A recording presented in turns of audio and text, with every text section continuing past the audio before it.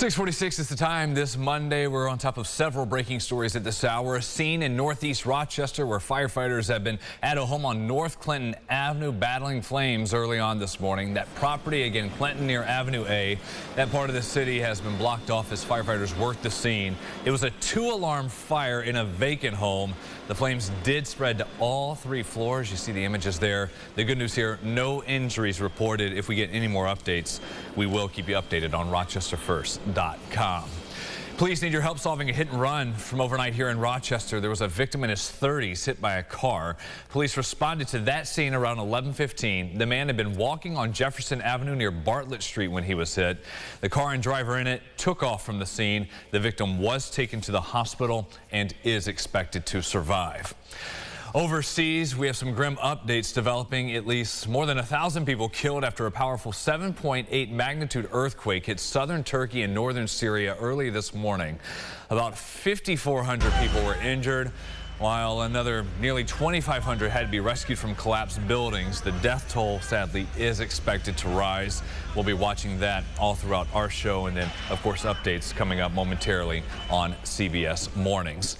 And here, just reported moments ago, James, an earthquake in western New York. Some people have felt a rumble there. The U.S. Geological Survey says it was a 3.8 magnitude earthquake in West Seneca. Wow, just to hear that headline. Don't hear that very often, no. Right, yeah. I can actually show you exactly where it was on the map behind me. Right near, very close to downtown Buffalo, believe it or not, as you say, West Seneca. So you can, let's see if I can get it to pop up here on satellite and radar. There we go. 3.8, yeah, it was 6:15 this morning. So people there may or may not have felt it.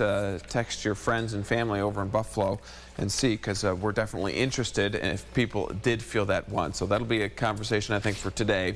Temperatures fall this afternoon, Brennan. We are going to be colder later today than we are this morning. We'll take a look at the rest of the week at the end of the show. All right, thank you, James.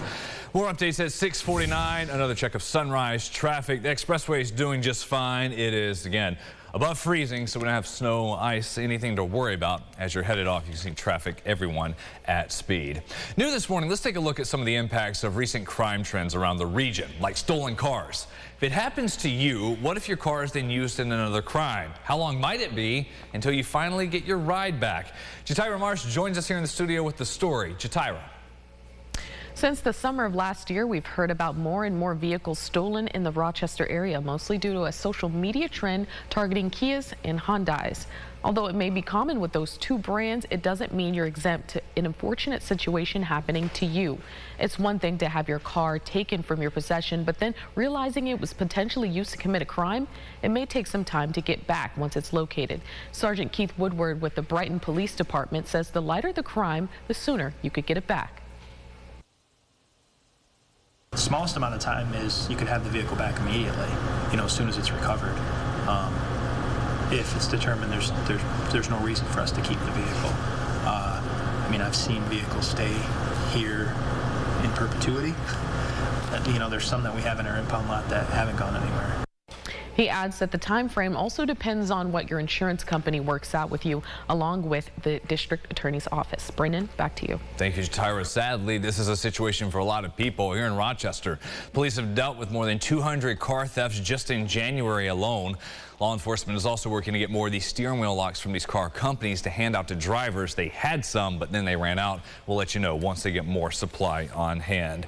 It's now been almost exactly 1 year since Russia launched this invasion of Ukraine, upending the lives of millions, including those with Ukrainian heritage around the city here in Rochester. Since then, the nonprofit Rachmadan has been donating to send donations to Eastern Europe. It started out as just bad goods, other items, but this has grown into much bigger things, hospital beds, even ambulances. Since winter set in Europe, Russian artillery have targeted many energy plants in Ukraine, leaving people with no heat or electricity. So Rachmadan's latest shipment covers more than 20 generators.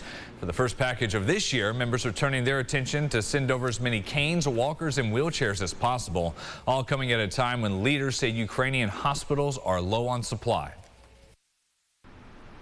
A lot of hospitals were bombed by Russian military, so they are in high demand of equipment and to receive support from us.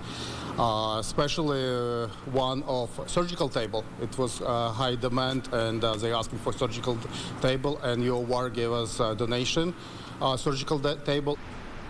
Ramadan expects the next shipment to go out by the end of the month. Leaders emphasize no donation you make is too small, so if you can help, please do. We've got all their contact info posted on rochesterfirst.com. Time now for the GRE Morning Business Report. As the cost of food rises, more shoppers are turning to dollar stores for groceries. U.S. Consumer Tracker says 1 out of 5 customers is buying their groceries at a dollar store. The discount retailers have expanded in recent months to include refrigeration units and healthier food options. It's an effort to try to bring in more shoppers. If you're out looking to save on essentials, experts say Walmart, Trader Joe's, now dollar stores, they'll all help your money go further when you're out buying food for the family. Turns out that if you go shopping with your kids, you are more likely to spend more money than if you went shopping alone. A new study showed that shopping with your children costs on average $179. While going alone means you'd only spend $133. Parents, you know why there's a difference. 35% of people surveyed say shopping with their kids was like pulling teeth. 44% admitted to bribing their kids to behave while at the store. The most common bribes: new toys, candy, and even cold hard cash.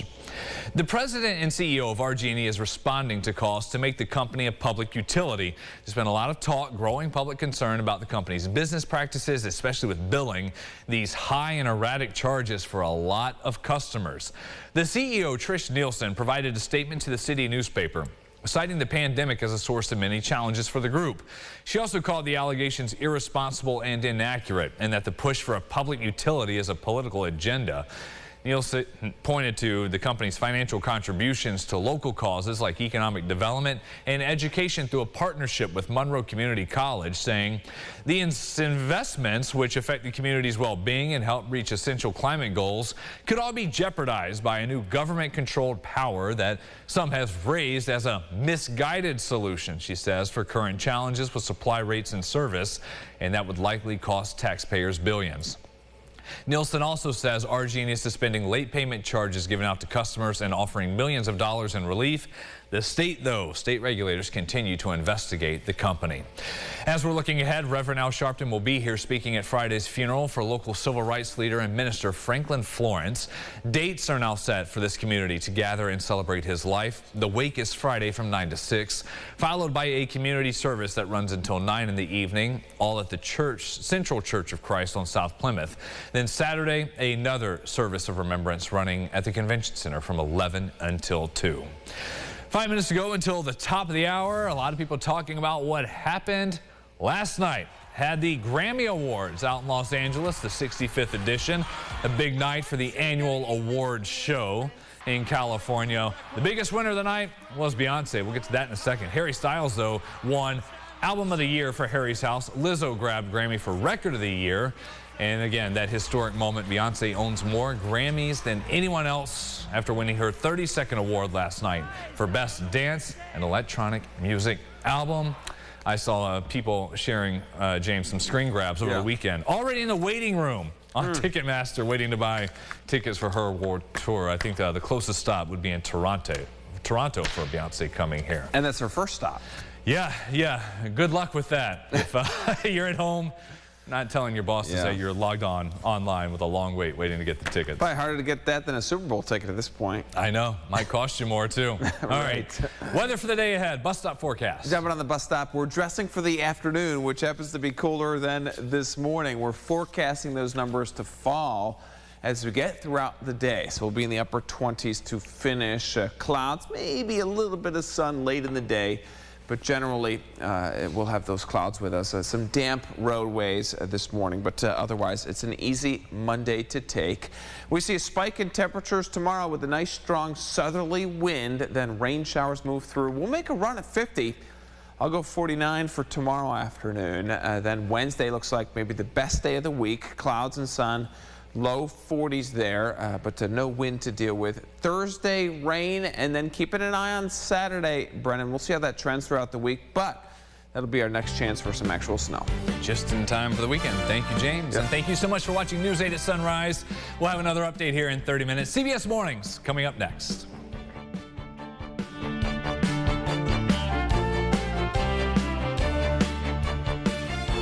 Follow News 8 wherever you are on RochesterFirst.com, Facebook, Twitter, and on our app for news and weather.